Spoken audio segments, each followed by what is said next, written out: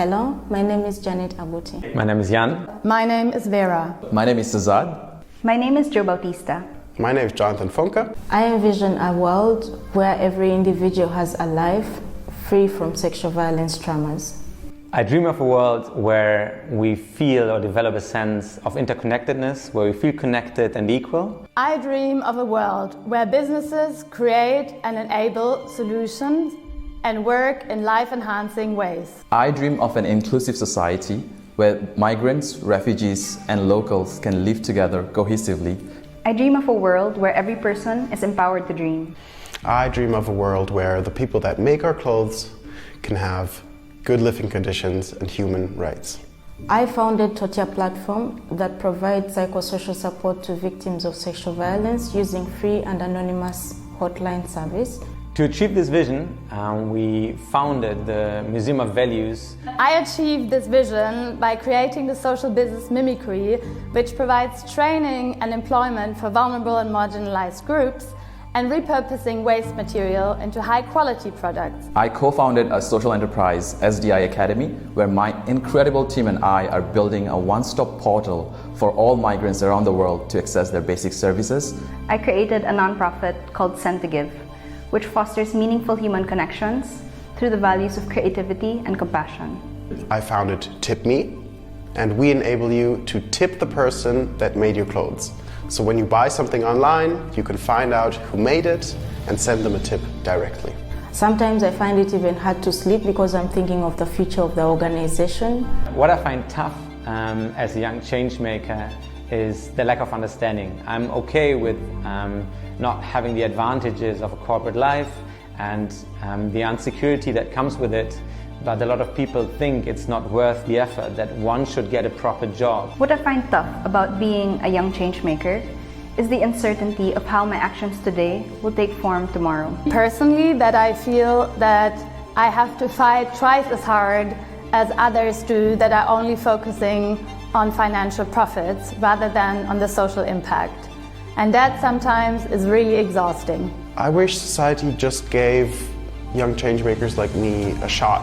The toughest thing about being a young change maker is that the people at the highest level do not take your solutions seriously enough. What I wish society did for young change makers like me is to show support. And not just with words, but with actions. Young people are creating change everywhere you look. They're winning Nobel Peace Prizes.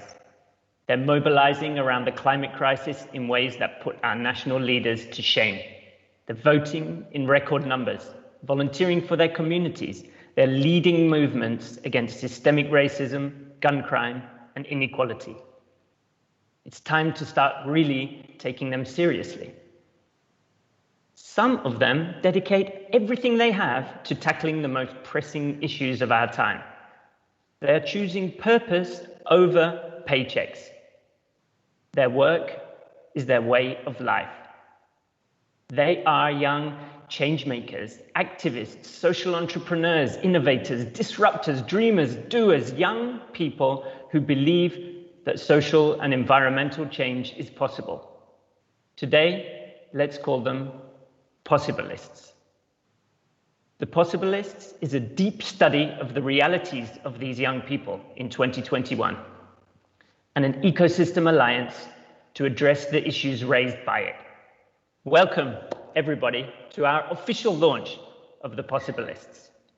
It all started from a drive to fully understand the needs, the motivations, the impact, and the challenges of young change makers, and the desire to shine a spotlight on them and put them on the radar of decision makers across sectors. We have come together as 16 youth social innovation networks. And even though it's going to take a while, I want to list them one by one. Ashoka, Changemaker Exchange, the Diana Award, Global Changemakers, Kofi Annan Foundation, Masterpiece, Obama Foundation, One Young World, Peace First, Social Impact Award, Social Shifters, SOS Children's Villages, Unleash, We Are Family Foundation, Unison Youth, and YSI, a really powerful alliance, and very kindly supported by the SAP Foundation, and by Google.org, who both really share our passion for this issue.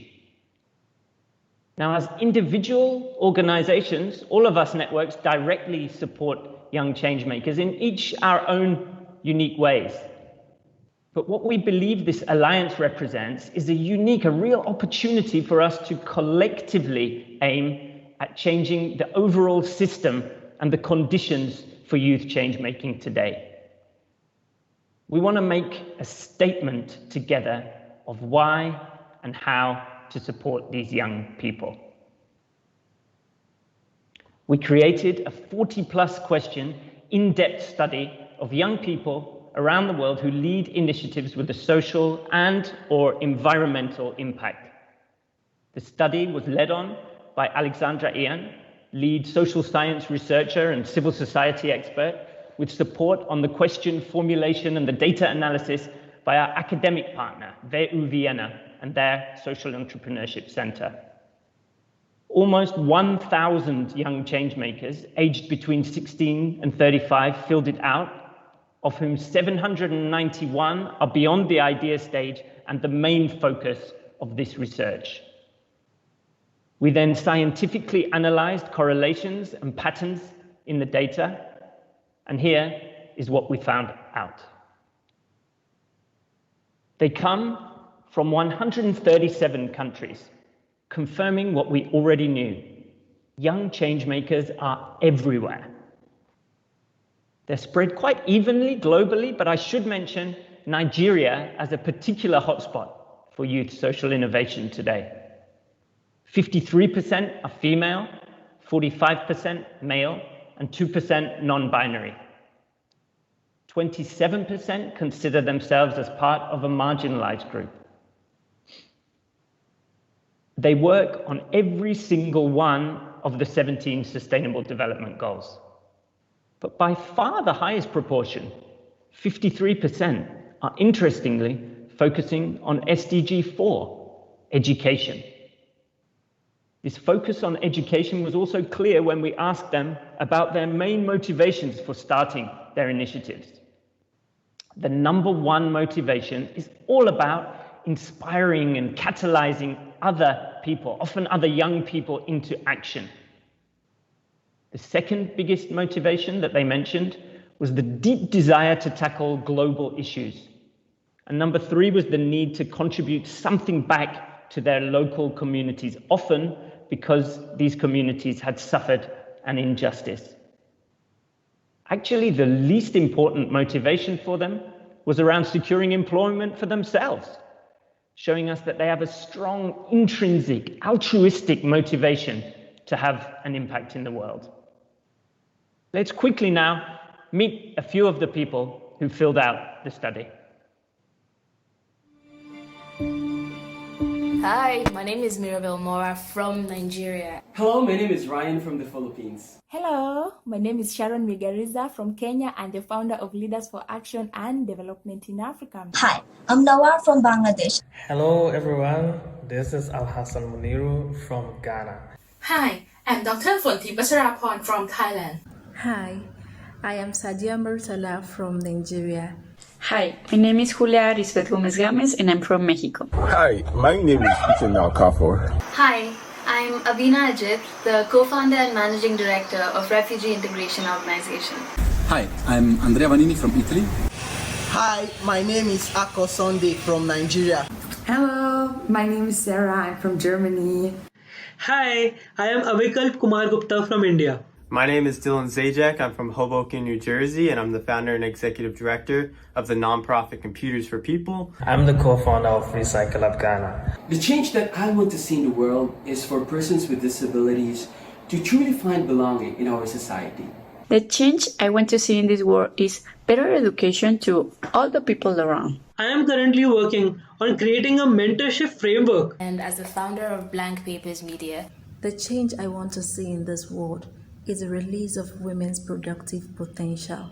I imagine a world where people feel responsible for one another. The change I want to see in this world is a world where young people are sustained by agriculture. The change I want to see in this world is making mental health a top priority. I wish that there was more acceptance of change. And together, we can create the world of our dreams. Thank you. Now, we rightly celebrate and take inspiration from these young people. And that is one of the reasons why we're here today. But there is also a side of the coin which is less often talked about, which we feel we have to tackle. And while it is these young people who are creating healthier societies for us all in the future, and it is them who will suffer the most from the consequences of our action and inaction on issues like the climate crisis and inequality, we as a society continue to actually let them down. Their undying commitment to change the world is actually coming at a real cost to themselves. The first big challenge we found is personal financial insecurity, and they're making a true sacrifice here. As you can see from the graphic, only 9% of young changemakers can cover all their necessary personal expenses and actually compensate themselves through their initiatives. 66% of young changemakers cannot compensate themselves at all or only symbolically through their work, the bottom two figures you can see. And that's despite the fact that they are really dedicated to their ventures, often working night and day on them. We heard in the Possibilists from 18-year-olds doing 50, 60-hour weeks on their venture and balancing that with work and studies. The gender pay gap is sadly alive and kicking in this sphere too. Significantly more women report not being able to compensate themselves. And as is so often the case in matters of employment, those starting out are in the most precarious position. 4/5 of those in age groups 16 to 20 and 21 to 25 are not able to compensate themselves. And this goes on into their 30s, where more can manage to, but a majority are still unable to compensate themselves. Very likely as a result of this, also 79% of young changemakers have other ongoing professional commitments in parallel to their work. They balance jobs, internships in different fields that may pay them better. One changemaker described this situation to us as a never-ending, unsustainable juggling act. It seems to me a big injustice that choosing this path is so precarious and vulnerable. Again, we as society should be asking ourselves why creating positive change is receiving so little financial compensation. What does that say about our priorities? Our next big finding and big challenge is around well-being. These young people are unfortunately at a huge risk of burning out. They painted us an alarming picture of exhaustion, stress, anxiety. And here the data is really striking. 59% of young social innovators in the Possibilists study reported having experienced some degree of burnout since starting their work on their initiatives. Only 7% report no symptoms of burnout whatsoever. This issue is also significantly more acute among women, non-binary respondents, teens, and for those from marginalized groups. How can these young people reach their full potential both for themselves and their impact potential if they are crashing and burning out while trying to do so? We have to change this. When looking at the stage of the initiatives, just over a third are in the startup phase, just over a third again are operational, and just under a third are now scaling.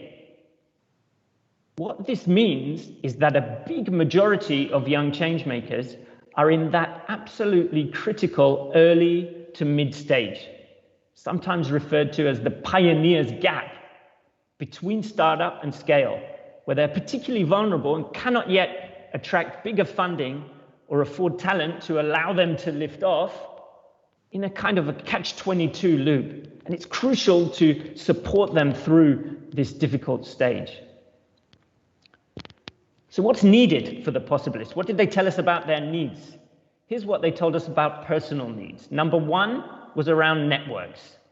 They emphasized the need to be part of peer-to-peer communities and have access to senior thought leaders and experts. They also highlighted the need to learn and grow through personal and professional development, developing specific skills, mentoring.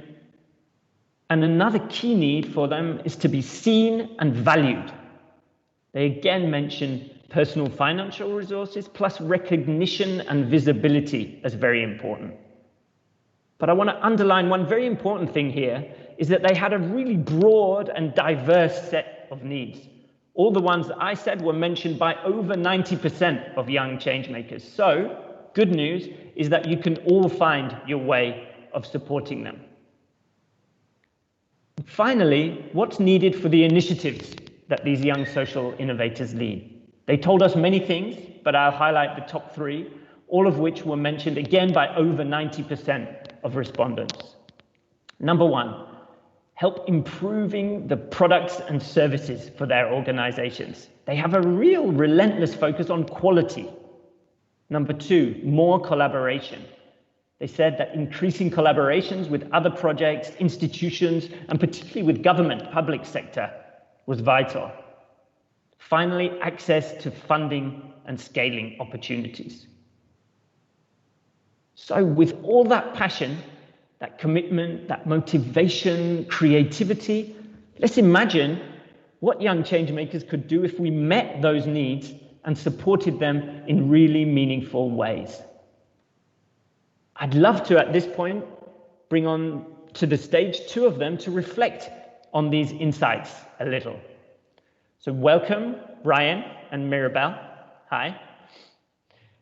Both of them are definitely multi-award-winning, decorated young social innovators, usually found on stage pitching their ventures to impact investors, accepting prizes from royalty, etc. But we want to welcome both of you here today, not as the rock star founders of your ventures, but as Ryan and Mirabel, and to share with us a little more about your personal stories.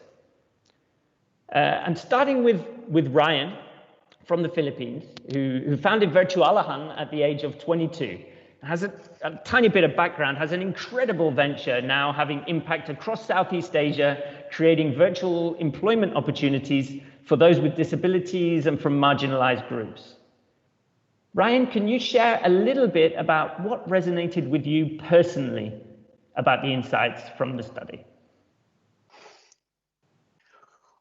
Yes, most definitely.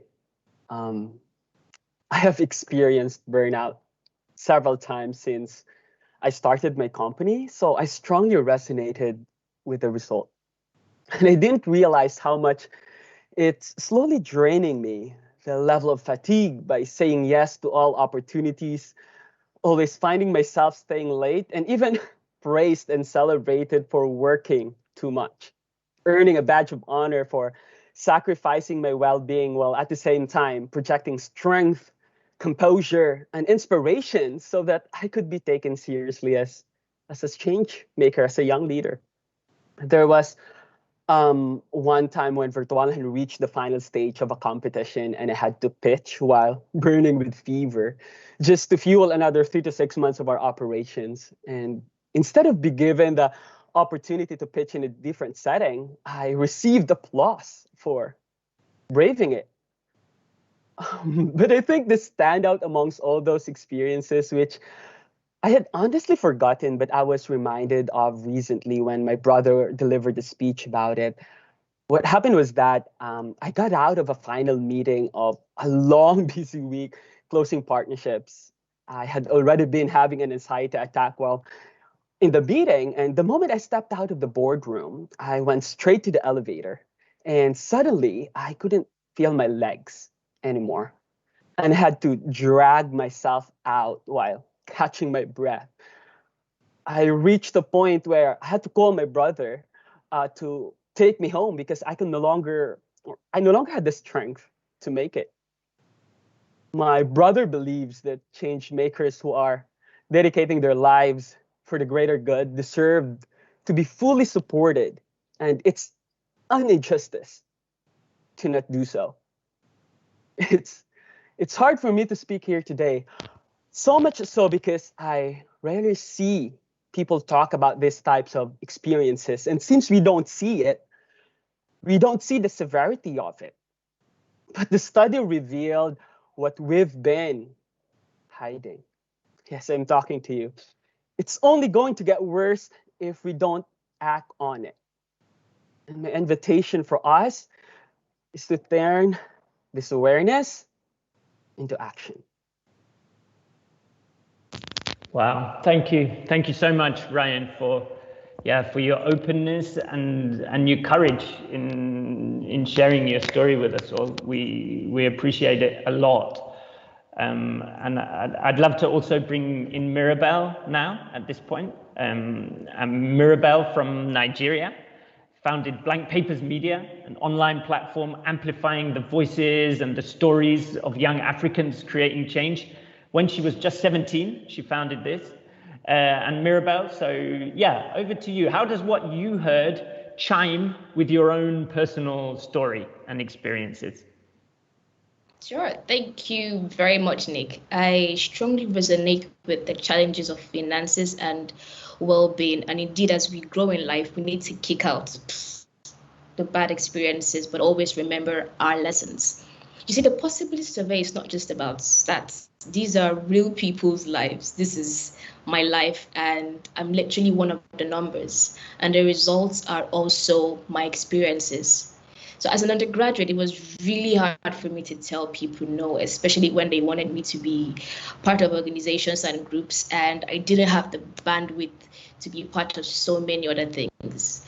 I was between 16 and 20, managing Blank Papers Media, pursuing my studies, volunteering, traveling around the world and speaking at different conferences.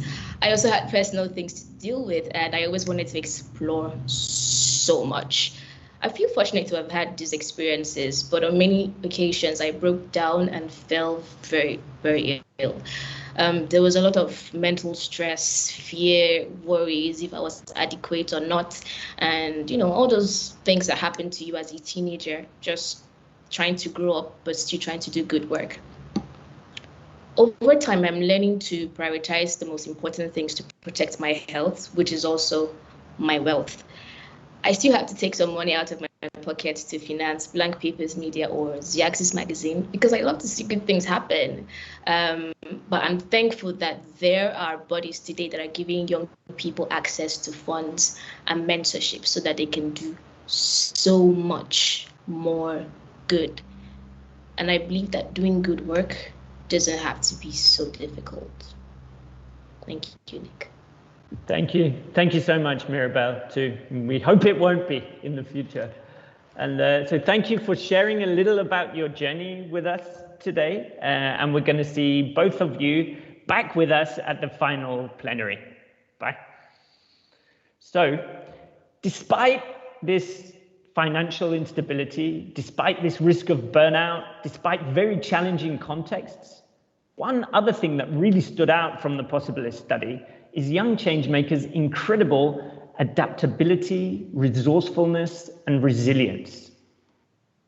They react quickly when crisis situations arise and make use of their unique kind of bridge role between local and international levels of action. They are really true digital and global citizens, often connected to multiple international networks, yet at the same time reacting to social issues at a hyper-local level. A unique and unprecedented challenge like COVID-19 did not knock them out. Quite the opposite. Despite the intense personal difficulties, imagine it, of navigating the pandemic and trying to tackle complex social issues while in lockdown, the majority of young changemakers have actually felt motivated by it. 80% report that the pandemic increased their wish to make a change in the world. And what is more, 58% of young changemakers also report the pandemic increasing their capacity to make a change in the world. They've adapted super quickly to the new digital reality for us all, developing very innovative ways of engaging with their beneficiaries. They created cryptocurrency basic incomes for refugees in Ghana. They donated computers to underprivileged school-age children in lockdown in the US, helped Ireland's entire charity shop sector, frozen because of the lockdown, get online through e-commerce.